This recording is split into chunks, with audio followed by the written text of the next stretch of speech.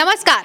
मिल्कीपुर में उपचुनाव होना है, लेकिन उपचुनाव से पहले बीजेपी उस सीट पर प्रत्याशी उतारने से पहले घबरा रही है। घबराहट इतनी है कि योगी आदित्यनाथ को खुद दिल्ली पहुंचकर अमित शाह से मुलाकात करनी पड़ी। आखिर इस घबराहट की वजह क्या है, इसके बारे में हम भरत जी से जानेंगे। भरत जी हमारे साथ मौजूद हैं। भरत जी, आखिर मिल्कीपुर को लेकर के बीजेपी में इतनी घबराहट क्यों है? देखिए अवंतिका जी, 2024 के चुनाव जब हो रहे थे उत्तर प्रदेश के भीतर, तब उत्तर प्रदेश में दो ध्रुव दिखाई दिए थे। एक ध्रुव गुजरात लॉबी वाला था और एक ध्रुव उत्तर प्रदेश की लॉबी वाला था। उत्तर प्रदेश के भीतर ठाकुर समाज भारतीय जनता पार्टी को वोट न करने के लिए प्रदर्शन कर रहा था। उत्तर प्रदेश के भीतर ये प्रदर्शन हो रहे थे और उत्तर प्रदेश की सरकार शांति से देख रही थी। दो ध्रुव मैंने आपको बताया, गुजरात लॉबी का, एक उत्तर प्रदेश का जो लॉबी है उसका। परिणाम ये हुआ था, थोड़ा बैकग्राउंडर इसलिए लेकर चल रहा हूं ताकि आपको याद आ जाए, आपको सनद रहे कि 2024 के चुनावों में भारतीय जनता पार्टी उत्तर प्रदेश में 80 सीटों में से सिर्फ 33 पर सिमट गई थी और 3 सीटें उनके सहयोगियों की आई थी, जो हो गई 36 सीटें। तो 36 सीटों पर भारतीय जनता पार्टी और पूरा एनडीए सिमट कर रह गया था। कारण ये बताया गया कि भारतीय जनता पार्टी का साथ उनकी अपनी उत्तर प्रदेश की लॉबी ने नहीं दिया। कारण ये भी देखा गया कि अमित शाह सिंगल हैंडेडली उत्तर प्रदेश में 2024 का चुनाव हैंडल कर रहे थे, देख रहे थे, लड़वा रहे थे उत्तर प्रदेश के भीतर। योगी आदित्यनाथ की 2024 के चुनाव में हमने देखा कि उतनी ज़्यादा चल नहीं रही थी। अब टिट फॉर टैट की बारी आई। अब लोकसभा चुनाव की जगह विधानसभा का जो है इलेक्शन उपचुनाव आ गया है मिल्कीपुर के भीतर। मिल्कीपुर वही सीट है जिस सीट से अवधेश प्रसाद विधायक थे, उन्होंने छोड़ी थी, फिर सांसद बने। अब मसला यहाँ पर ये आकर फंस गया है, ये मसला यहाँ पर आकर अटक गया है कि क्या मिल्कीपुर सीट के ऊपर गुजरात लॉबी उत्तर प्रदेश की जो भाजपा है इसका सहयोग करेगी तो कितना करेगी या फिर नहीं करेगी। इसी उधेड़ बुन में भारतीय जनता पार्टी उत्तर प्रदेश में है और मिल्कीपुर सीट के ऊपर समाजवादी पार्टी की तरफ से प्रत्याशी उतार दिया गया है। अवधेश प्रसाद के बेटे को वहां से उतार दिया गया है, कांग्रेस ने समर्थन कर दिया है। लेकिन भारतीय जनता पार्टी आज भी प्रत्याशी नहीं दे पाई है मिल्कीपुर सीट के भीतर। और ये खबर आप देखिए, आपकी स्क्रीन पर यह खबर, आपकी स्क्रीन के ऊपर यह है कि सीएम योगी आदित्यनाथ अचानक दिल्ली पहुंचे और गृह मंत्री अमित शाह से की मुलाकात, मिल्कीपुर उपचुनाव और कुंभ पर की चर्चा। अब देखिए एनबीटी इस खबर के अंदर क्या लिखता है दोस्तों। एनबीटी लिखता है कि मुख्यमंत्री योगी आदित्यनाथ ने गृह मंत्री अमित शाह की बैठक में हिस्सा लिया। दिल्ली दौरे के दौरान सीएम योगी मिल्कीपुर उम्मीदवार के नाम पर चर्चा कर सकते हैं। माना जा रहा है कि जल्द उम्मीदवार की घोषणा हो सकती है। दरअसल केंद्रीय गृह मंत्री अमित शाह ने 3 नए आपराधिक फलाना ढिमकाना आगे लिखा हुआ है। उत्तर प्रदेश के मुख्यमंत्री मिल्कीपुर जैसी सीट पर उपचुनाव के लिए अमित शाह से चर्चा करने दिल्ली पहुंचे हैं। इसका मतलब ये सुगबुगाहट, ये खबर, ये चर्चाएं, ये अंदेशा उत्तर प्रदेश तक आ चुका है, पहुंच चुका है कि टिट फॉर टैट होने वाला है। मिल्कीपुर के भीतर गुजरात लॉबी वो करने वाली है जो गुजरात लॉबी के साथ उत्तर प्रदेश के भीतर भारतीय जनता पार्टी की उत्तर प्रदेश की लॉबी ने की और नरेंद्र मोदी के हाथ में बैसाखी आ गई। नरेंद्र मोदी को बैसाखी पर आना पड़ा। अगर भारतीय जनता पार्टी 2024 में एक साथ मिलकर चुनाव लड़ती और अमित शाह का साथ उत्तर प्रदेश में देती तो ये हाल जो उत्तर प्रदेश में हुआ, 33 सीटों पर भारतीय जनता पार्टी नहीं सिमटती। और यही डर, यही चिंता अब भारतीय जनता पार्टी को खाए जा रही है कि अगर योगी आदित्यनाथ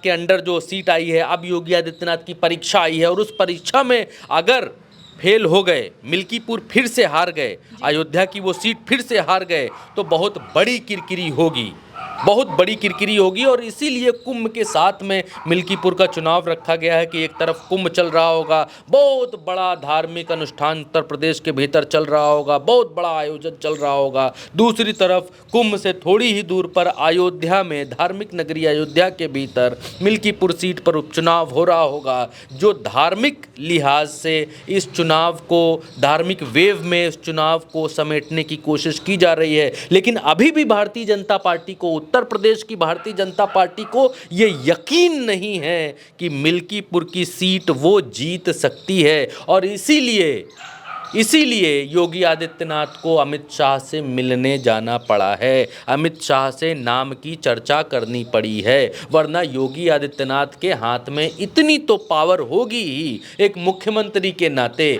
उत्तर प्रदेश की इतनी बड़ी सरकार चलाने के नाते, भारतीय जनता पार्टी उत्तर प्रदेश के भीतर उनके अंडर है, वो चलाने के नाते इतनी तो निर्णय लेने की क्षमता होगी कि मिल्कीपुर जैसी सीट पर किसे चुनाव लड़ाया जाए इसका निर्णय वो ले सकते थे। लेकिन फिर भी वो अमित शाह से मंत्रणा करने गए हैं, अमित शाह की मर्जी से कैंडिडेट उतारने के लिए वो वहाँ पर चिंतन करने गए हैं। अगर अमित शाह की मर्जी से मिल्कीपुर के भीतर कैंडिडेट उतरेगा तो अमित शाह उसमें इंटरेस्ट लेंगे जी, दिल्ली की लॉबी उसमें इंटरेस्ट लेगी चुनाव में, बिल्कुल। और इसका फायदा योगी आदित्यनाथ लेना चाहते हैं कि मिल्कीपुर में अगर दिल्ली की लॉबी सपोर्ट समर्थन करेगी, उनका वहां से दबाव रहेगा तो मिल्कीपुर की सीट आसानी से जीती जा सकती है। और अगर कहीं गुजरात लॉबी ने हाथ हटा लिया तो मिल्कीपुर सीट के ऊपर योगी आदित्यनाथ की फजीहत होनी तय है, इसमें कोई दो राय नहीं है।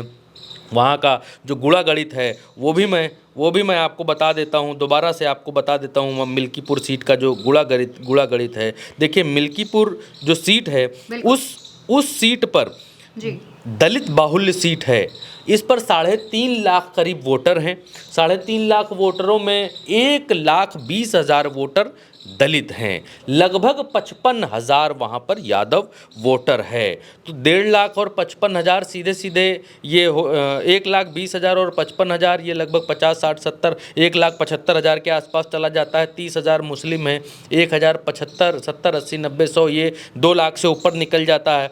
अब 2 लाख से ऊपर तो समाजवादी पार्टी का अपना खुद का वोट मिल्कीपुर सीट के ऊपर है। और यही चिंता भारतीय जनता पार्टी को सता रही है कि जो दलित समाज अब तक भारतीय जनता पार्टी के साथ था राशन के नाम पर और तमाम सारी चीज़ों के नाम पर, वो दलित समाज मिल्कीपुर सीट के ऊपर अवधेश प्रसाद के साथ में है, वो दलित समाज समाजवादी पार्टी के साथ में है। भारतीय जनता पार्टी को ये चिंता सता रही है। प्लस मुस्लिम वोट का वहाँ कम होना, सिर्फ 33,000 या 30,000 मुस्लिम वोटों का होना, ये भी भारतीय जनता पार्टी के लिए चिंता का सबब है। क्योंकि उत्तर प्रदेश के उपचुनावों में हमने देखा है कि मुस्लिम वोटरों को किस तरीके से वोट डालने से रोका जाता रहा है या रोका गया है, वोटिंग धीमी करवाई गई है, ये सारी चीज़ें हम लोगों ने देखी। और किस तरीके से मुस्लिम मोहल्लों में खड्डे खुदते हमने देखे और बंदूक की नोक पर चुनाव होते हमने देखे उत्तर प्रदेश के भीतर।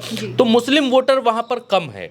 तो जब मुस्लिम वोटर कम है तो फिर भारतीय जनता पार्टी या फिर प्रशासन ये पहचान कैसे करेगा कि कौन मुसलमान है, किस मुस्लिम बूथ की तरफ या मुस्लिम बूथ के ऊपर रोक लगाई जाए या कहाँ ID कार्ड चेक किए जाएँ, कहाँ पर बैरिकेटिंग लगा दी जाए। ये भी एक चिंता का सबब भारतीय जनता पार्टी के साथ मिल्कीपुर के भीतर होगा। इसीलिए भारतीय जनता पार्टी थोड़ा चिंतित है और इसीलिए योगी आदित्यनाथ अमित शाह का सहयोग और समर्थन और आशीर्वाद प्राप्त करने के लिए दिल्ली गए कि अगर अमित शाह की मर्जी से कैंडिडेट उतरेगा तो अमित शाह इंटरेस्ट लेंगे मिल्कीपुर हारने ना देने में।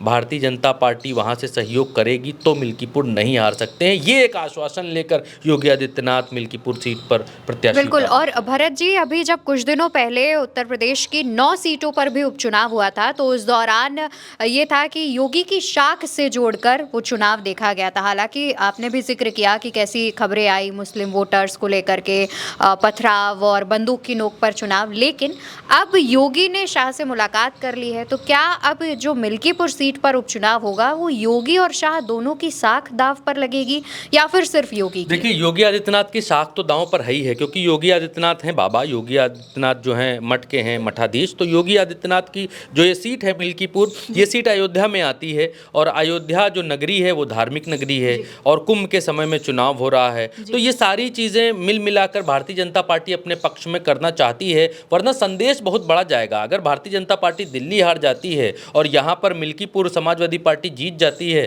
तो भी ये बहुत बड़ा मैसेज जाएगा कि भारतीय जनता पार्टी को हिंदू वोटर्स ने नकार दिया। और ये गया भी मैसेज 2024 के चुनावों में गया कि अयोध्या हार गए आप, जहां पर आपने इतना बड़ा आयोजन किया, जहां पर आपने मुद्दा बनाया, आपने पूरा उसका इवेंट बाजी आपने की और वो चुनाव वहां पर भी आप हार गए, तो भारतीय जनता पार्टी का मजाक बना। और इस बार योगी आदित्यनाथ की साख का सवाल है, ये मोदी की साख का सवाल नहीं है, अमित शाह की साख का सवाल नहीं है, लेकिन योगी आदित्यनाथ इस सीट के ऊपर अपनी साख का सवाल, अमित शाह की साख का सवाल बनाना चाहते हैं और उनसे मिलकर, उनसे मीटिंग करके कि आपकी अगर मर्जी हो तो ये टिकट दे दें या फलाना दे दें, जो भी बातचीत उन्होंने की हो, तो जिससे उनका अमित शाह का इंटरेस्ट यहाँ रहे और वो इंटरेस्ट लें, समाजवादी पार्टी यहाँ एक तरफा जीत ना हासिल कर ले।